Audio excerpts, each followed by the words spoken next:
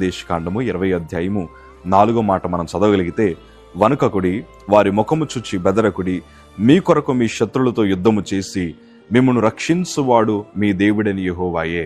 దేవుడే తన ప్రజలకు విజయాన్ని ఇవ్వాలని ఇష్టపడుతున్నాడు. ఆయనకు అసాధ్యమైంది ఏదీ లేదు.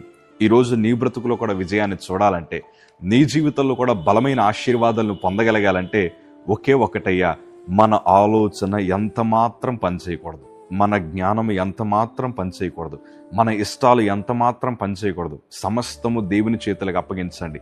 ఎంతోమంది భక్తులు ఎన్నోసార్లు ఓడిపోయారు. ప్రపంచమంతా వారు ఓడిపోతున్నారేమో అనుకున్నారు, కానీ దేవుడు ఏం చేశాడు చెప్పనా? నీతిమంతులు 7 సార్లు పడినను వారు మరలా తిరిగి లేసినట్లు ఈ ఓటమి పాలైన వారందరూ కూడా సింహాసనం మీద కూర్చునేలాగా ప్రభు వారి బ్రతుకుల్ని మార్చాడు. మందను మేపుతున్న వారిని సింహాసనం ఎక్కించాడు. ఎప్పుడో చెప్పనా? తమను తాము తగ్గించుకొని తమ జీవితాన్నంతా ప్రభు చేతులకు అప్పగించినప్పుడే. ఈరోజు నీ జీవితంలో కూడా బలమైన విజయం రావాలంటే దేవుడు గెలవాలి, మనం ఓడిపోవాలి. దేవుని ఆలోచన గెలవాలి, మన ఆలోచన ఓడిపోవాలి. దేవుని శక్తి గెలవాలి, మన శక్తి ఓడిపోవాలి. నీ ద్వారా దేవుడు బలమైన సాక్ష్యాలను ప్రభు పుట్టిస్తారు. నీ కుటుంబంలో నేను ఆశీర్వాదకరంగా ప్రభు మారుస్తాడు. బలమైన విజయాలు, ఎన్నడూ చూడని బలమైన విజయాలు నా ప్రభు మీ అందరికీ అనుగ్రహించుదురుగా.